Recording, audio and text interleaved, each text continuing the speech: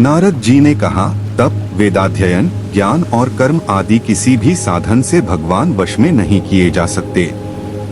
वे केवल भक्ति से ही वशीभूत होते हैं। इसमें श्री गोपीजन प्रमाण हैं। मनुष्यों का सहस्रों जन्म के पुण्य प्रताप से भक्ति में अनुराग होता है। कलयुग में केवल भक्ति ही सार है। भक्ति से तो साक्षात श्री कृष्णचंद्र सामने उपस्थित हो जाते हैं। जो लोग भक्ति से द्रोह करते हैं वे तीनों लोकों में दुहक ही दुहक पाते हैं। पूर्व काल में भक्त का तिरस्कार करने वाले दुर्वासा ऋषि को बड़ा कष्ट उठाना पड़ा था।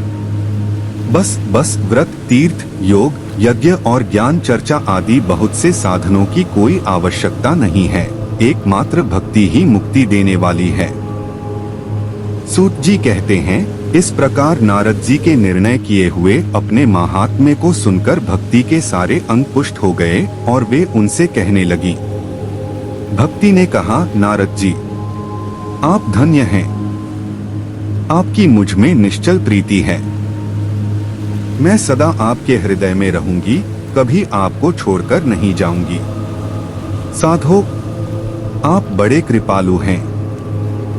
आपने क्षण भर में ही मेरा सारा दुख दूर कर दिया। किंतु अभी मेरे पुत्रों में चेतना नहीं आई है। आप इन्हें शीघ्र ही सचेत कर दीजिए, जगा दीजिए। सूत जी कहते हैं, भक्ति के ये वचन सुनकर नारद जी को बड़ी करुणा आई और वे उन्हें हाथ से हिला डुलाकर जगाने लगे। फिर उनके कान के पास मुंह लगाकर जोर से कहा, ओ ज्ञान, जल्दी जग पड़ो। ओ वैराग्य, जल्दी जग पड़ो। फिर उन्होंने वेदध्वनि, वेदांत घोष और बार बार गीता पाठ करके उन्हें जगाया। इससे वे जैसे तैसे बहुत जोर लगाकर उठे, किंतु आलस्य के कारण वे दोनों जभाई लेते रहे, नेत्र उघाड़कर देख भी नहीं सके। उनके बाल बगुलों की तरह सफेद हो गए थे।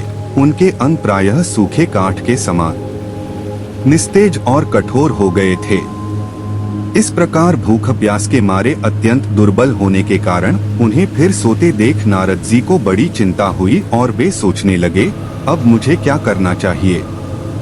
इनकी यह नींद और इससे भी बढ़कर इनकी वृद्धावस्था कैसे दूर हो। शौनक जी, इस प्रकार चिंता करते करते वे भगवान का स्मरण करने लगे। उसी समय यह आकाशवाणी हुई कि मुने, खेद मत करो, तुम्हारा यह उद्योग निःसंदेह सफल होगा।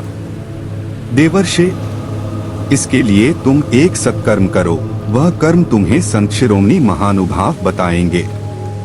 उस सत्कर्म का अनुष्ठान करते ही क्षण भर में इनकी नींद और वृद्धावस्था चली जाएंगी तथा सर्वत्र भक्ति का प्रसार होगा। यह आकाशवाणी वहां सभी को साफ साफ सुनाई दी।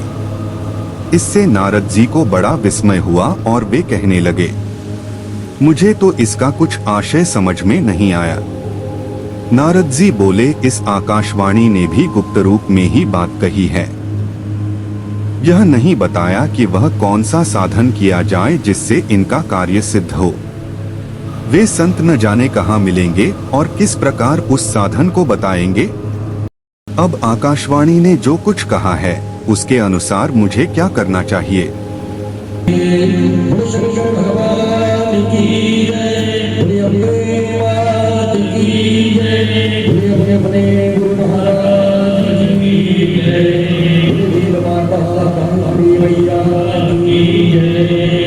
जय जय